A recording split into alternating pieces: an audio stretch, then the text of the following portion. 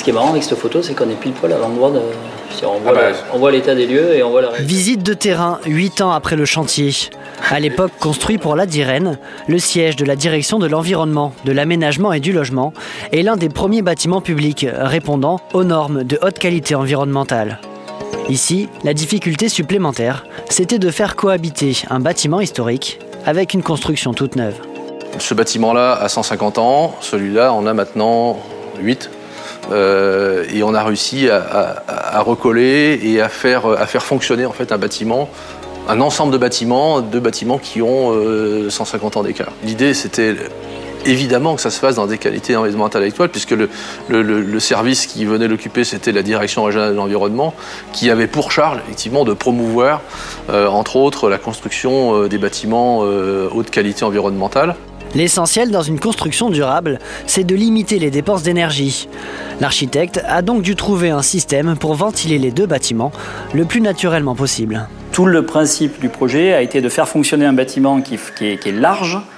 Essayer de le faire fonctionner en ventilation naturelle, c'est difficile sur un bâtiment qui est assez étroit. Ça devient très compliqué sur un bâtiment qui est large. Et en fait, pour y arriver, il y a plusieurs moyens. Il y a déjà les porosités sur les façades, mais dans le bâtiment existant, j'étais limité par les ouvertures existantes, donc celle-là, je ne pouvais pas y toucher. J'ai juste protégé du soleil en les ouvrant au maximum.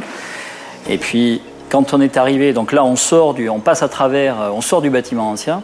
On est dans le patio, le puits central, en fait, qui fonctionne comme un puits de ventilation et une cheminée de tirage, et qui nous a permis justement de continuer à faire des transferts thermiques entre les deux façades, nord et sud, une sorte d'espace intermédiaire en fait, qui permettait de ventiler en fait. En plus de la ventilation naturelle, Olivier s'est concentré sur l'isolation.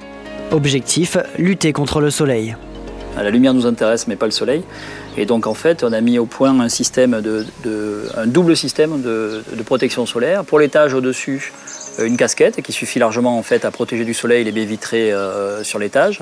Et par contre au rez-de-chaussée, de plein pied sur les bureaux, là on a un système de protection solaire végétale en fait qui est composé de bambou et qui nous faut une protection solaire extrêmement efficace. Des architectures à haute qualité environnementale, c'est ce que veut mettre en avant l'association de certification des entreprises réunionnaises du bâtiment.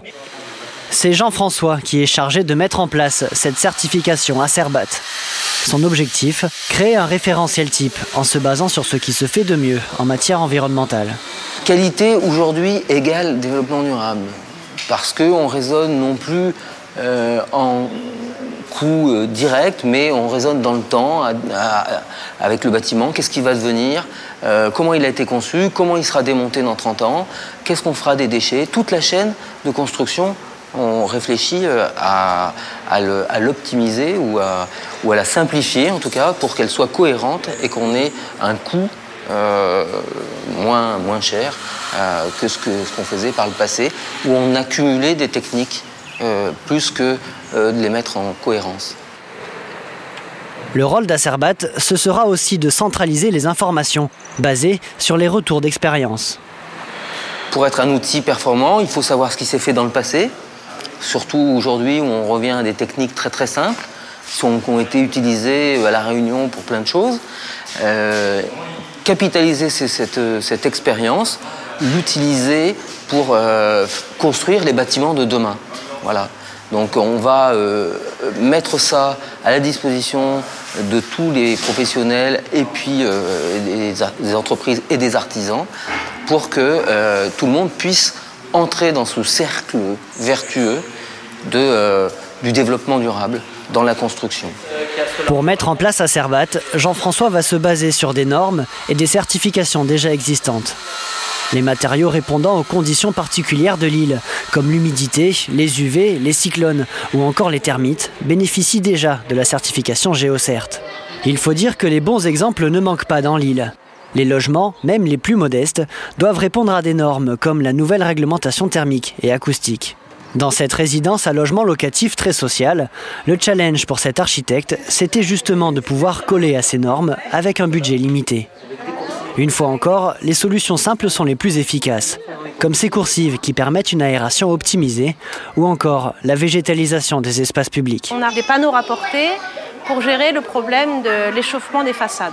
Un mur en béton qui fait à peu près 18 cm d'épaisseur, s'il est mal orienté et si le soleil tape toute la journée sur le mur en béton, le béton, par un phénomène qu'on appelle du déphasage, donc, accumule la chaleur à l'intérieur de son matériau et le restitue dans les logements pendant 15 à 20 heures. Donc on a chaud non seulement pendant la journée, mais aussi la nuit et le lendemain matin au réveil. Donc c'est pour ça qu'on isole. Donc cette opération est un exemple d'application avec des moyens limités de ce qu'on peut faire en matière de logement répondant à la réglementation thermique dans les DOM.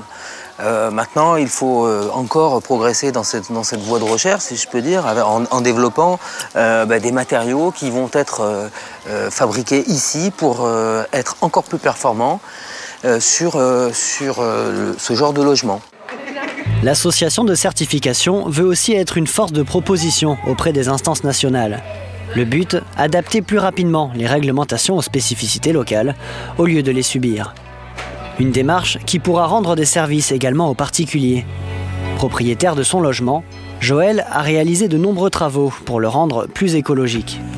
J'ai fait mettre ces persiennes, qui sont des persiennes fixes, et qui permettent d'arrêter justement l'essentiel des rayons solaires de l'ouest au moment où la chaleur est la plus forte en été.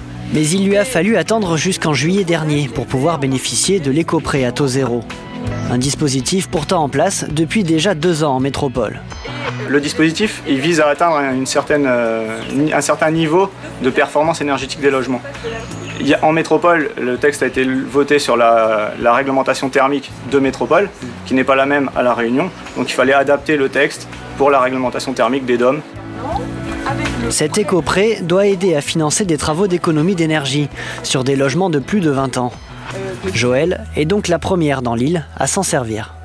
Toute la démarche consiste à supprimer la climatisation, à essayer d'avoir une maison très confortable où on dépense le moins possible l'électricité. En fait, c'est ça. Et l'économie est très importante, ça quand on va mettre le chauffe-eau solaire tout de suite. Ça a été l'économie la plus substantielle. Ensuite, le fait de supprimer la climatisation, alors là, ça a été vraiment majeur. Ici, on a une très belle réalisation, puisqu'on est parti d'une maison vraiment en béton brut, Satec, et la dame a fait en fait plusieurs bouquets de travaux. La mise en place du chauffe-eau solaire, qui permet de réduire énormément la facture d'électricité. L'isolation de la toiture, qui est un des principaux problèmes de confort thermique dans les maisons béton. Et les protections solaires des baies pour limiter l'apport de chaleur à l'intérieur de la maison. Si ces travaux permettent aux propriétaires de réduire leur facture d'électricité, certains tablent aussi sur ce prêt à taux zéro pour participer à la relance du secteur. 243 000 logements peuvent en effet prétendre à ce dispositif dans l'île. À l'avenir, l'association Acerbat devra servir d'interlocuteur privilégié pour permettre d'adapter plus rapidement ce type de dispositif et réglementation aux conditions locales. L'association devrait fournir ses premiers résultats en 2012.